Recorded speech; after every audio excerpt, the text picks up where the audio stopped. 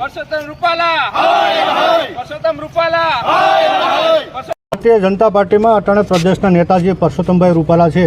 તેને ક્ષત્રિય સમાજ વિશે જે ઉચ્ચારણ કર્યા છે, અમારી બહેનો દીકરીઓ ઉપર જે આક્ષેપો કર્યા છે, રજવાડાઓ અમે આપી દીધા 562, એ બારામાં અમારા કોઈ પણ હિસાબે એની ટિકિટ પાછી ખેંચાવી જોઈએ એ બારામાં અમે કોડીનાર મામલતદાર સાહેબને અને કલેક્ટર સાહેબને આવેદનપત્ર આપ્યું છે.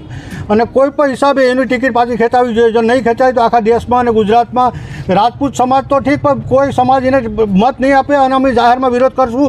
અને આવનારા દિવસોમાં જો હજી અમે 10 દિવસ વાટ જોશું, જો નહીં થાય તો અમે સિટી પર બંધ કરાવશું અને ગામડા પર બંધ કરીને પણ અમે વિરોધ નોંધાવશું.